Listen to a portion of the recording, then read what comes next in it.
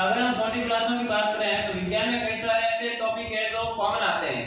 कक्षा 6 से 8 तक की बात करें बहुत सारे टॉपिक है जो कॉमन आते हैं।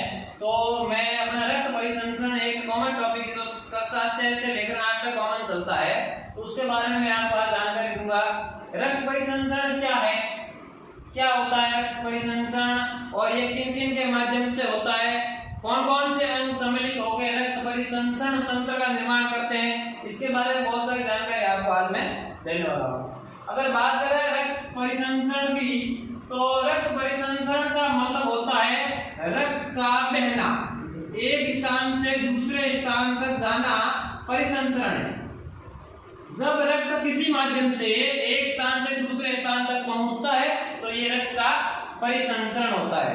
रक्त में परिसंचरण का सबसे बड़ा कारण है जो रक्त के अंदर पाई जाने वाली कोशिकाएं होती है, उन कोशिकाओं की जो कोशिका झिल्ली होती है वो अत्यंत लचीली होती है, और उन कोशिकाओं के साथ में प्लाज्मा पाया जाता है, और ये प्लाज्मा की वजह से रक्त एक स्थान से दूसरे स्थान तक बड़ी आसानी से गमन करता है। अब बात करते हैं कि जो रक्त परिसंचरण है उसमें कौन कौन से प्रमुख अंग काम करते हैं। सबसे पहला प्रमुख अंग है वो है रक्त, उसके बाद बात करें तो हृदय, फिर बात करें तो फेफड़े, धमनियां,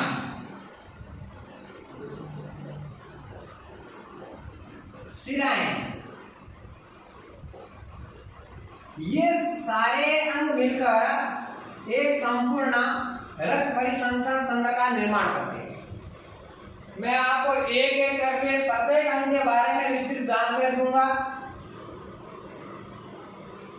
अगर बात करें रक्त की, तो मैंने पहले आपको बताया है कि जो रक्त है वो रक्त कोशिकाओं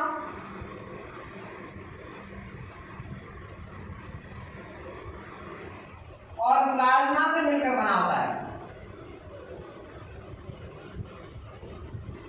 जिसमें 45% रक्त कोशिकाएं होती है रक्त में, और 55% समथिंग प्लाज्मा होते हैं।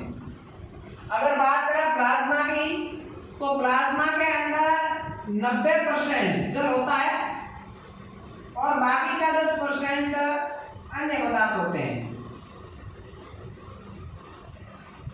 अगर बात करें अन्य पदार्थों की, तो अन्य पदार्थों में भी कई पदार्थ मिलकर उनका भी एक समूह होता है, एक संगठन होता है।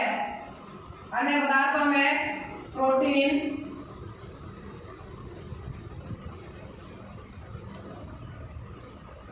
फास्फेट, सोडियम, बाइकार्बोनेट,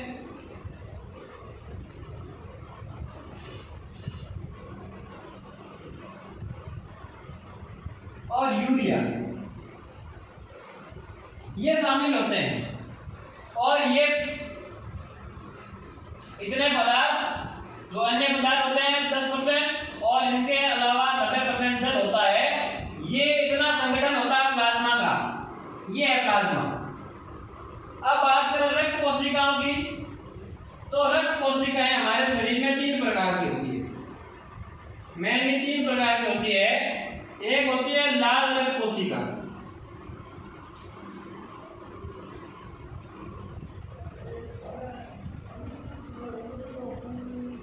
जिसको आरबीसी कहते हैं।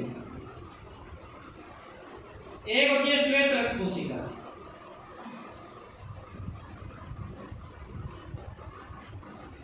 जिसको डब्ल्यूबीसी कहते हैं, और एक होता प्लेटलेट्स,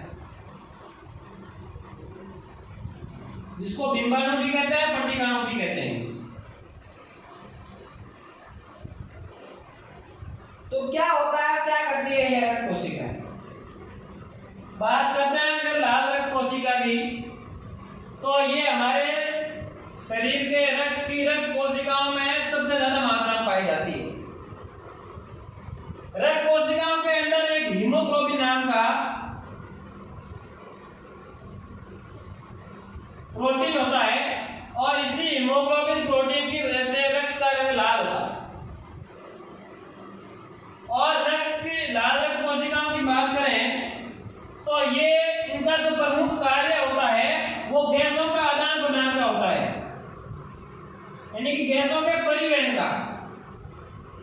गैसों के परिवहन का काम करती है लाल रक्त कोशिकाएं। जैसे हमारे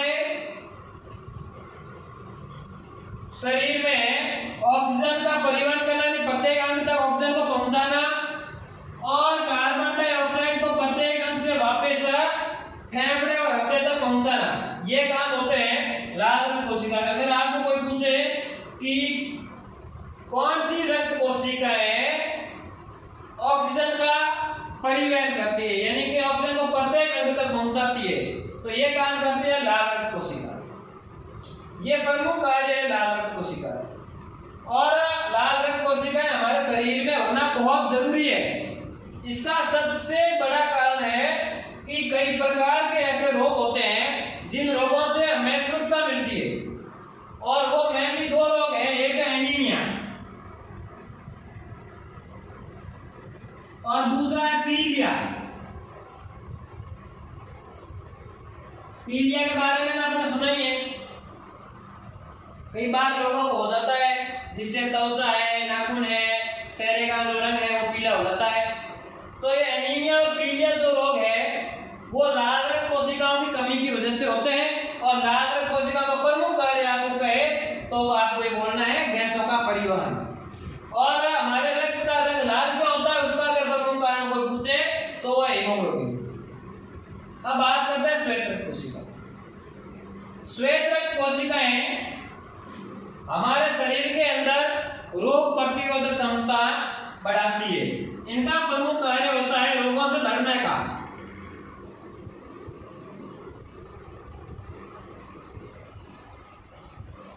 हमारे शरीर के अंदर जो रोग प्रतिरोधक क्षमता है वो श्वेत रक्त कोशिकाओं के कारण ही बनती है और बढ़ती है। अगर हमारे शरीर के अंदर WBC कम है तो हमारे शरीर की जो रोग प्रतिरोधक क्षमता यानी किसी रोग से लड़ने की जो क्षमता है, कैपेसिटी है, वो कम हो जाती है और हम जल्द ही किसी रोग से रोगग्रस्त हो जाते हैं।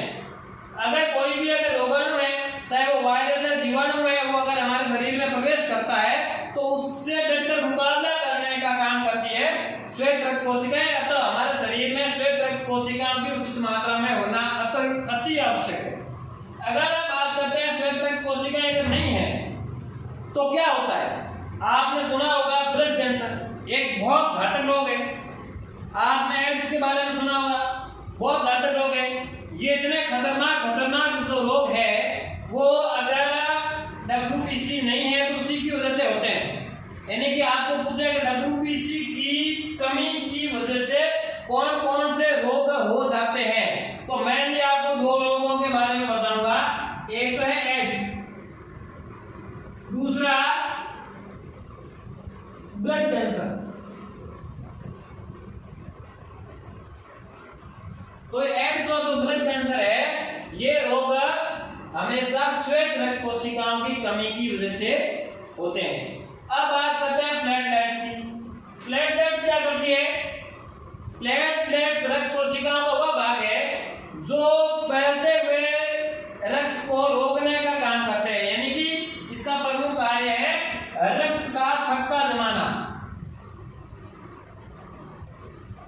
रक्त का थक्का जमना। अगर हमारे शरीर में श्वेत रक्त प्लेटलेट्स बराबर मात्रा में है तो हमें अगर कभी भी किसी भी वजह से किसी भी शरीर के अंग में अगर कहीं भी शॉट आती है तो तुरंत शॉट को रोकने का काम करती है प्लेटलेट्स। यानी कि एक पट्टी की तरह कार्य करती है, एकदम उस रक्त को, बहते हुए रक्त को रोक देते हैं। अगर हमारे शरीर के अंदर प्लेटलेट्स कम है या उसकी कमी आई है तो अगर हम कहीं भी चलते वक्त हमारे अगर गिर जाए तो चोट लगेगी तो उसका एकदम थक्का नहीं जमेगा, यानी काफी रक्त बह जाएगा। इसलिए हमारे शरीर में जो रक्त है उस रक्त में प्लेटलेट्स का बराबर मात्रा में होना बहुत ही जरूरी है। अगर प्लेटलेट्स हमारे शरीर में बराबर नहीं है तो इससे भी कई रोग हो जाते हैं। जैसे आपने एक डेंगू रोग का नाम सुना होगा। डेंगू रोग है वो इस प्लेटलेट्स की कमी से प्रभावित होता है जो हमारे शरीर को प्रभावित करता है।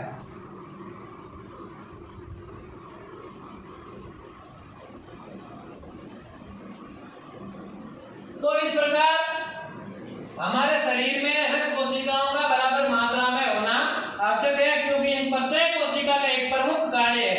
ये कई प्रकार के रोगों से हमें बचाती है और इनके कई कार्य होते हैं, उनकी चलते हमारा शरीर बराबर लेवल में चलता है। अगर किसी भी रक्त कोशिका की मात्रा कम हो जाती है तो तुरंत हमारे शरीर में कोई न कोई प्रॉब्लम जरूर उत्पन्न होती है। तो ये था हमारा रक्त और ये है रक्त का संगठन।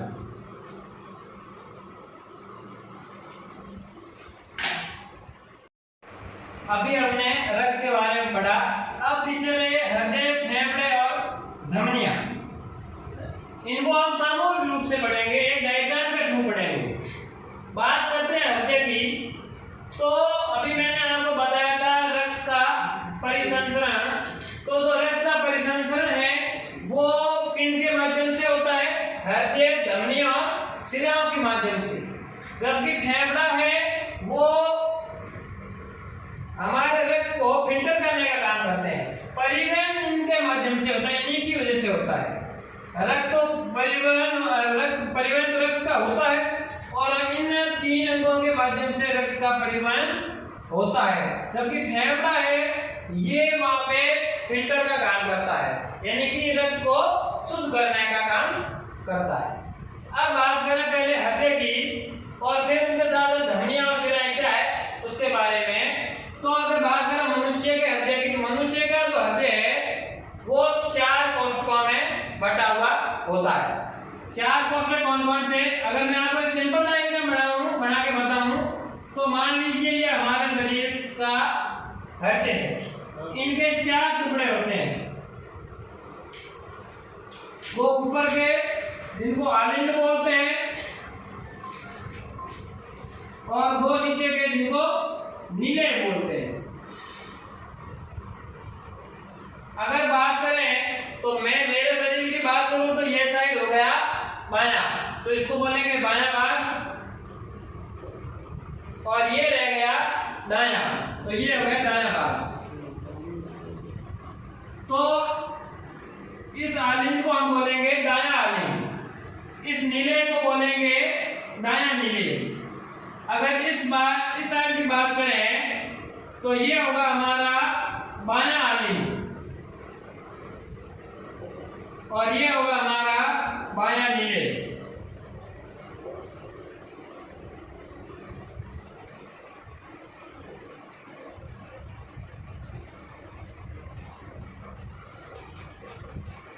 तो ये हमारे 4 कोष्ठक हो गए,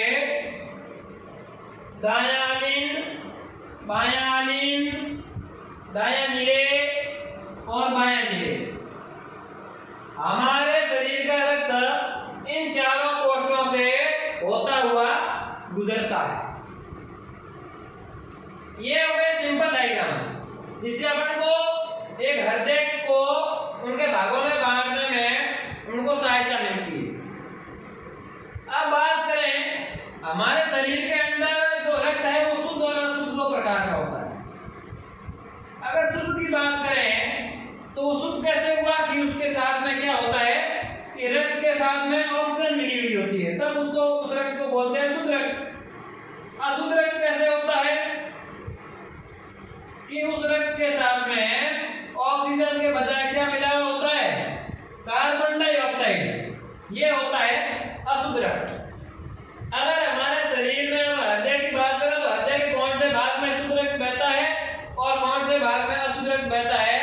तो आपके जो दायां भाग होता है हमारे शरीर का, जो दायां भाग है, सॉरी बायां भाग है, उस बाएं भाग में हमेशा शुद्ध रक्त बहता है और जो हमारे शरीर का दायां भाग है उसमें हमेशा अशुद्ध रक्त बहता है।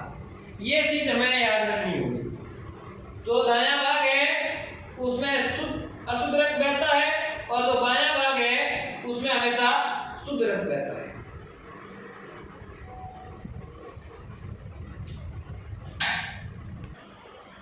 देखिए मैं आपको एक और तरीके से अच्छे से आपको समझाने की कोशिश करूंगा। दूसरे तरीके से अगर कोष्ठकों के बारे में थोड़ा अच्छा जानना है तो ऐसे समझिएगा कि ये भाग है, ये वाला भाग हो गया अपना दायां आलिंग गाया आलिंग। और आप इस भाग को इस प्रकार बढ़ाइए, ये हो गया हमारा बाया आलिंग, यानी ये वाला भाग है दाया आलिंग और ये वाला भाग है बाया आलिंग। और नीचे की साइड में ये हमारे नीले बन गए, ये है दाया नीले और ये है बाया नीले। तो इसके साथ में मैं आपको थोड़ा धमनियों और शिराओं के बारे में बता देता हूं कि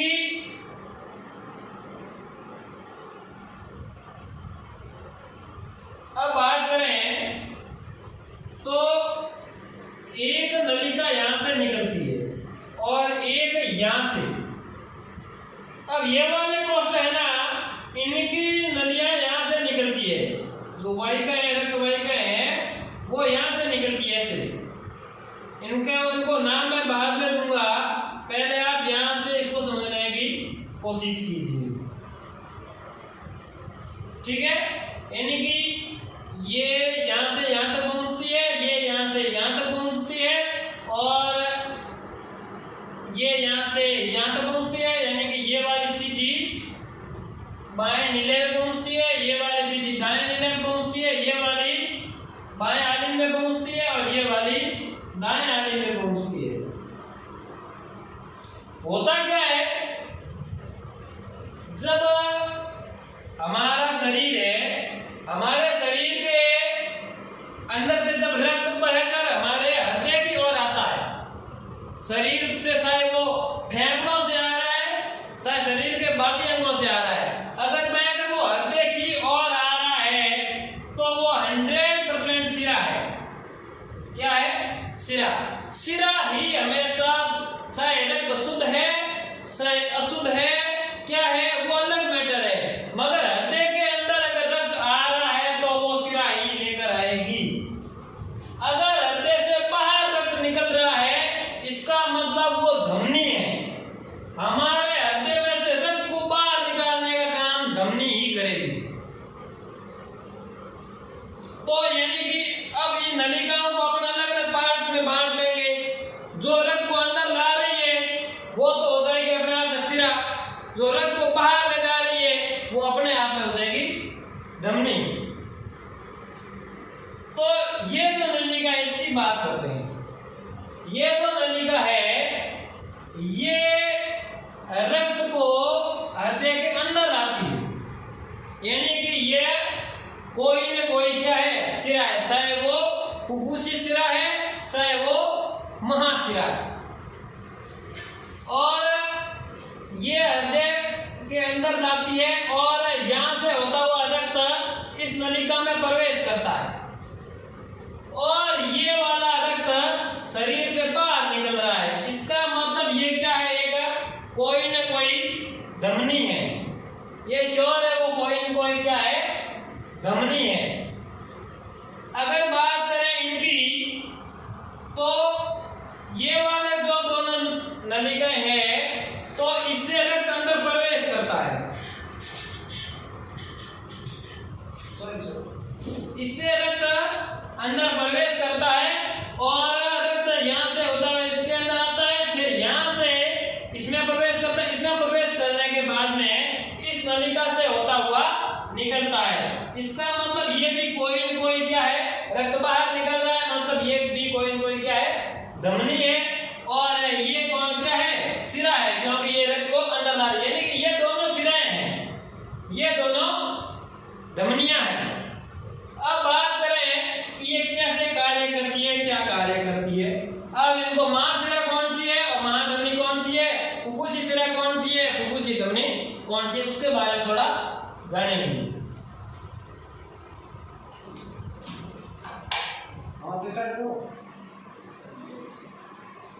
अब मैं आपको थोड़ा सा डीपली ले जाना चाहूंगा कि वास्तव में हृदय की बनावट कैसी है और उसके अंदर रक्त कैसे गति करता है, शुद्ध किधर होता है अशुद्ध किधर होता है, महाधमनी किधर है, महासिरा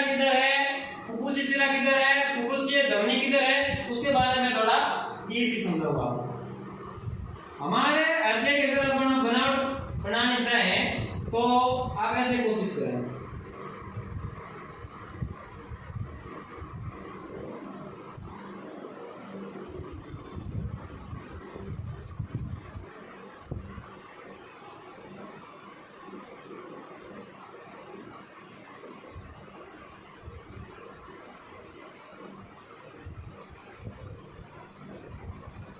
आप इस प्रकार कोशिश करें, आप एक अच्छा डायग्राम जो आपको समझ में भी आएगा।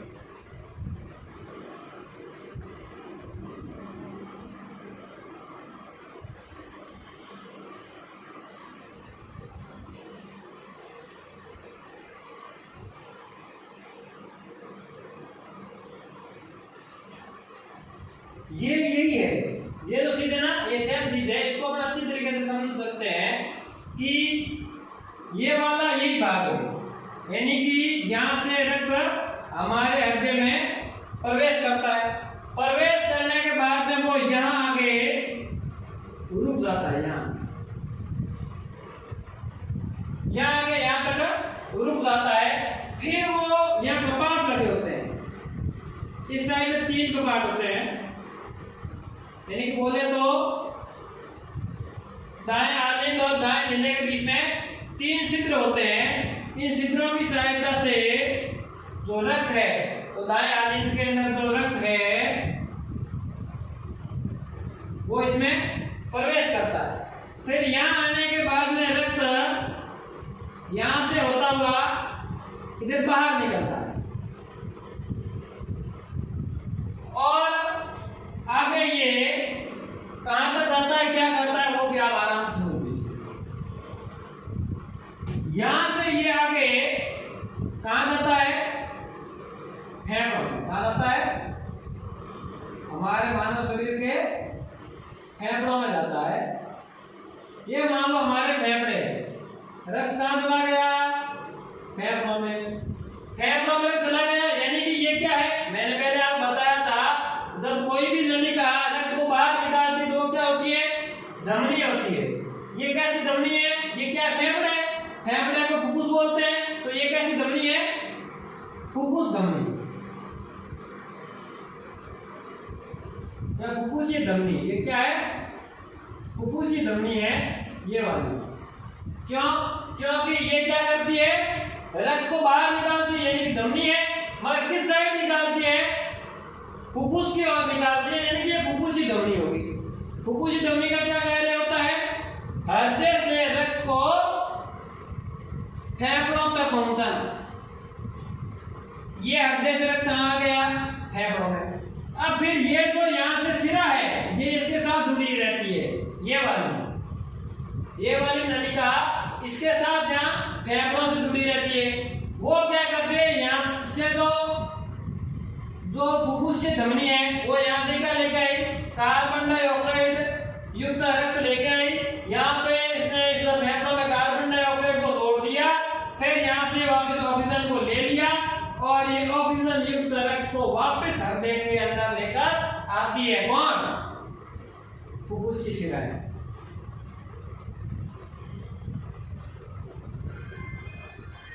फुफ्फुस की शिराएं हैं, वो क्या करती है, शुद्ध रक्त को हृदय तक लेके आती है।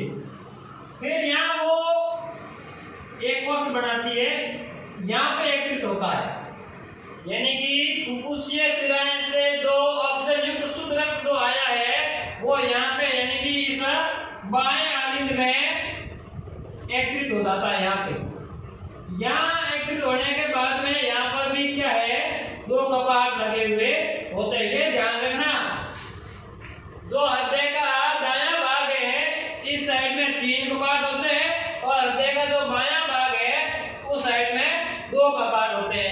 इन कपाटों की सहायता से रक्त किसमें प्रवेश कर गया, बाएं नीले में। किसमें आ गया, यहाँ पे बाएं नीले में।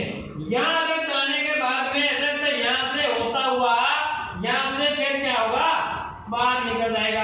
ये बाहर निकलने वाली जगह है, इसका मतलब ये भी क्या, एक धमनी है। और यहाँ से जो रक्त है, शुद्ध रक्त है, वो कहाँ जाएगा, शरीर में। शरीर के जो अन्य भाग है वहां तक जाएगा ये रक्त। मान लीजिए ये नलिकाएं कहाँ तक जा रही है, शरीर तक जा रही है। ये मान लो हमारा पूरा शरीर है, यहाँ तक चला गया, यानी कि यहाँ से रक्त कहाँ चला गया, शरीर में। ये है हमारा बायां नीले। यानी कि अब आपको पूर्ण रूप से हृदय में रक्त कैसे प्रवाहित होता है वो चीज समझनी है। यानी कि अपन बात करते हैं शुरुआत में शरीर से, यानी कि हमारे शरीर में जो रक्त है उसके साथ में ऑक्सीजन, कार्बन डाइऑक्साइड मिल गई है, वो हमारे शरीर से निकल कर कहाँ आता है, दाएं आलिंद में आता है। किसके सहायता से, महाशिरा की सहायता से। किसकी सहायता से, महाशिरा की सहायता से शरीर में कार्बन डाइऑक्साइड युक्त रक्त किसमें प्रवेश करता है, दाएं आलिंद में। फिर वो यहाँ से इन 3 कपाटों से होता हुआ किसमें प्रवेश करता है, दाएं नीले में। यहाँ से वो रक्त दाएं नीले में कपाटों की सहायता से प्रवेश करता है। फिर जो ही नीले पूरा भर जाता है तो ये कपाट बंद हो जाते हैं। जो ही कपाट बंद होते हैं तो क्या होता है, हृदय के पीछे की जो मांसपेशियां लगी होती है वो उसके ऊपर दाब डालती है, तो यहाँ से तो कपाट बंद है, रक्त ऊपर तो जा नहीं पाता है, रक्त इधर से वापस इस साइड गति करता है और वो यहाँ से होता हुआ इस नलिका की सहायता से कहाँ चला जाता है, फेफड़ों में। यानी कि वो फुफ्फुसीय धमनी की सहायता से फेफड़ों में चला जाता है। ये इतना एक अलग मैटर है, ये एक अलग प्रवाह तंत्र है ये वाला।